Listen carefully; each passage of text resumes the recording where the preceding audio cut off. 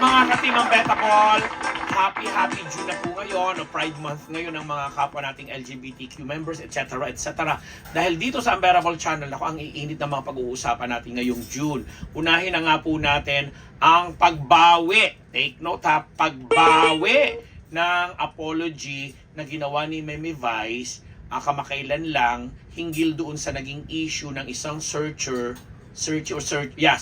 na di umano'y nagnakaw ng halik doon sa searcher nga. Searchy pala yung yung on national television ay talaga namang pinagsabihan, hindi lang si Meme Vice kundi pati yung mga ibang host na present that time na nasita nila itong isang lalaki na nakalimutan ko pangalan pero Cruz ang apelyido.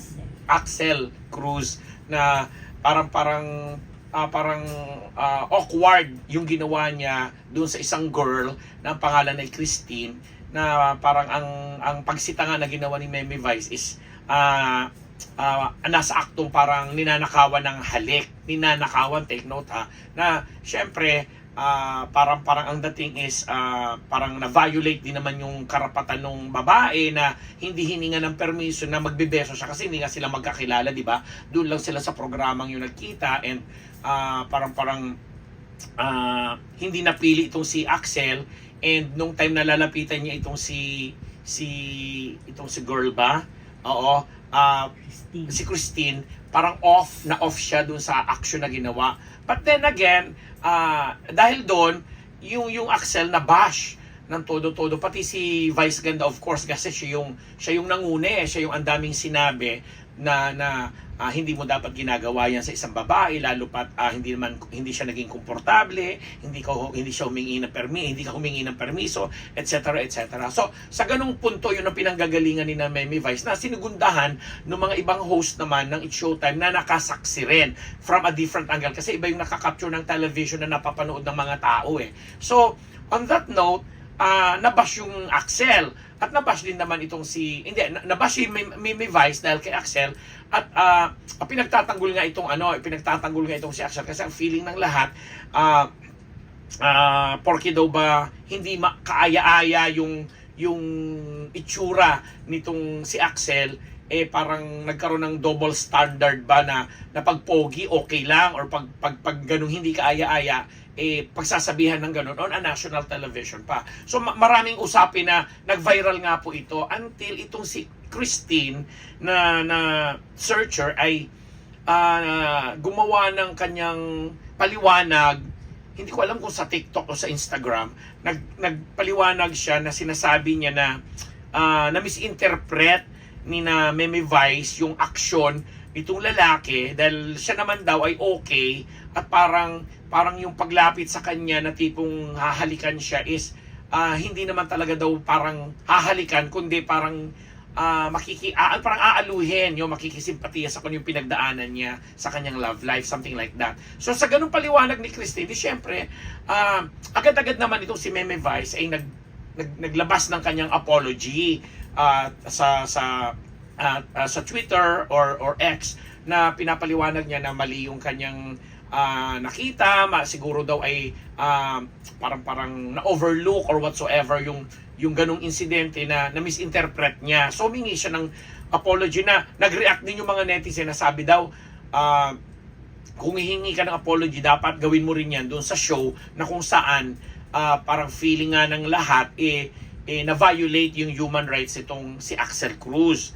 And ito lang po, habang pinopodcast po namin ito dito sa Unbearable Channel, today is June 4, Tuesday, napanood nga namin mismo live sa It's Showtime, habang papatapos yung programa, naglabas nga po ng statement ang Showtime sa pamumuno po ng kanilang main host na si Meme Vice Ganda, at sinabi nga ni Meme Vice Ganda na binabawi niya ang paghingi niya ng apology dito kay Axel at saka dito na rin kay Christine, kasi nga upon consultation with the rest of the production, yung buong mga host na present that time na mangyari yon, at sa pakikipagpanayam at pakikipag-usap po nila at paghingi ng payo sa mga psychologists, resident psychologists or psychiatrist nung programa,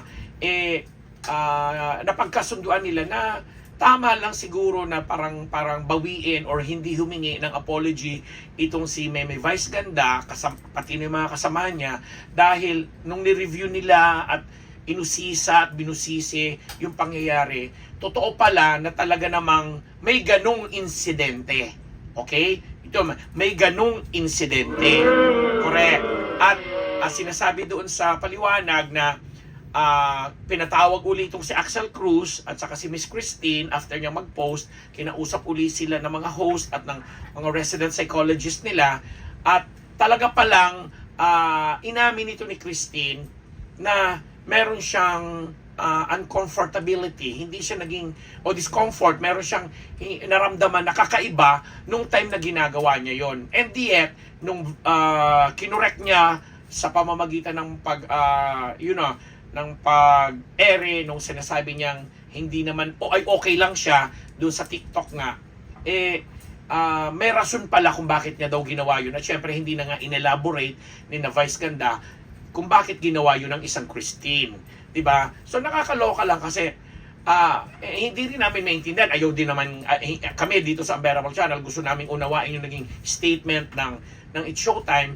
Pero, isa na mas napaliwanag nila na itong si Christine, parang tama nga, na siguro may pinagdadaanan kasi bakit biglang, kumbaga, kumabig siya eh. Nagsalita siya para klaruhin or linisin yung pangalan ng Axel Cruz, pero sa kalaunan, biglang babawiin niya na talaga palang may naramdaman siyang kakaiba o hindi siya naging komportable doon sa inakto nitong lalaki nung time na nung sa segment nga ng Especially For You. Kaya naman siguro itong statement na ito ng It's Showtime, gusto nating unawain kasi tama naman, pinaninindigan nila na yung naging pagsita nila sa pamumuno nga ni Vice Ganda ay totoo pala, may pinanggagalingan at may pureba sila. And humingi nga sila ng parang dispensa pa na according to the experts, na tama lang yung kanilang gagawin. Kaya inanunsyo rin nila kasi nga sabi nga natin, may mga naging panawagan na sana daw yung paghingi ng apology ni Meme Vice Ganda ay gawin din niya on a national television kung saan din niya sinita o kung saan nila sinita itong Axel Cruz. Na eventually, doon sa kwento ni Meme Vice na pagkatapos silang kausapin, magkita-kita, humingi ng apology sa kanila na hindi naman daw kailangan kasi sanay naman daw siyang nababasya dahil sa mga nakita nga ng madlang people or mga taong nakanood noon, talagang si Vice Ganda naman talaga yung, alam mo yon, very firm, punong-puno ng conviction yung pagsita niya doon sa aktong ginawa ni Axel Cruz. But then again, yun na nga, dahil sa pagbawi niya nung sinabi niyang apology,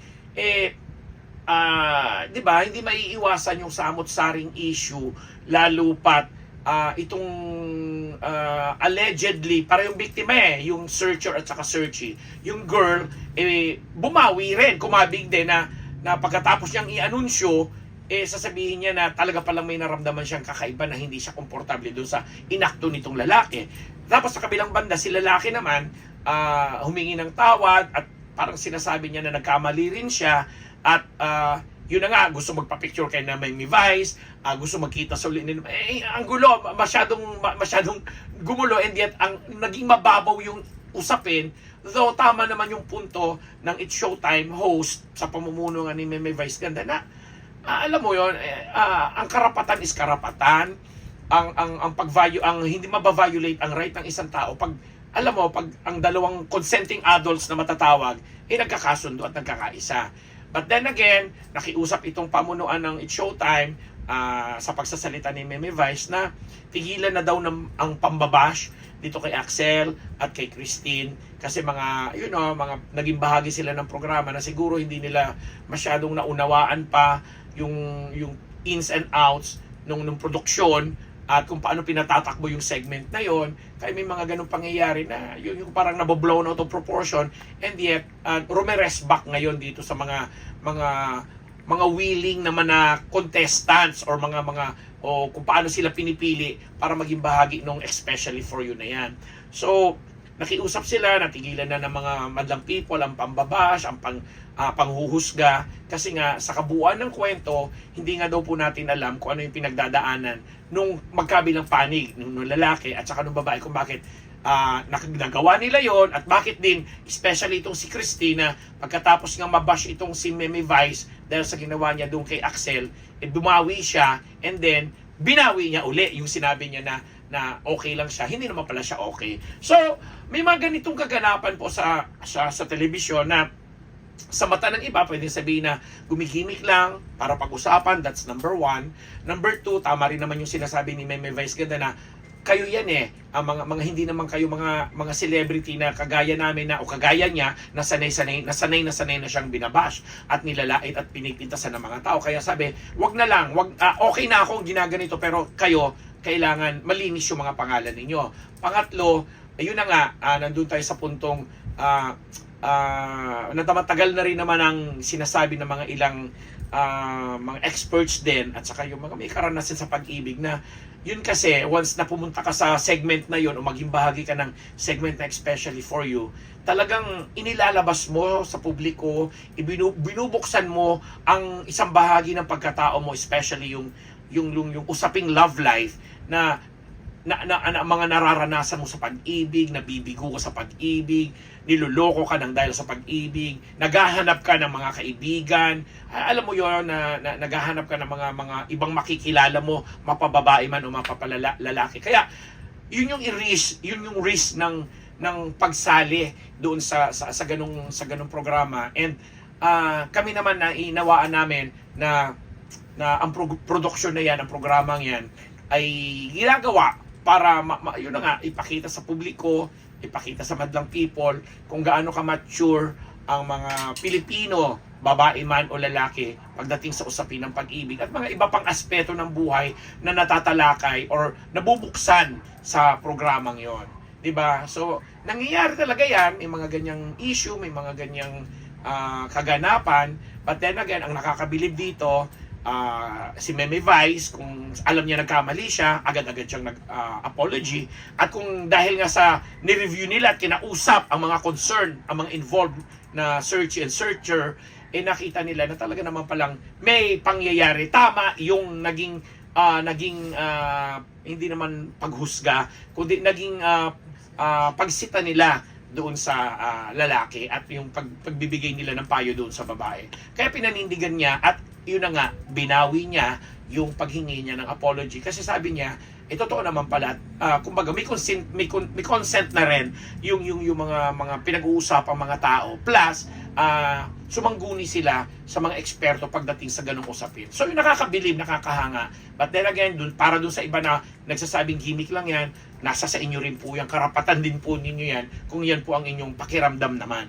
But then kami dito sa Unbearable Channel, naniniwala na ang lahat ng bagay dapat pinag-uusapan, nilalatag ang mga issue, mga problema, pinaplansya, at ginagawa ang makatwiran at makatarungan para sa lahat. O, diba? Ako ang inyong lingkod, Papa Unbearable Abetnabus, dito lamang sa Unbearable Channel. Saludo po kami sa inyo sa mga marunong at mga malalawak ang isipan at marunong ding tumanggap ng pagkakamali at again, marunong tumanggap ng pangunawa at binubuksan ng isipan para sa lahat. Dito po ang inyong lingkod. Bye-bye. Nagpapasalamat sa aming mga sponsors. Maraming salamat po sa inyong lahat.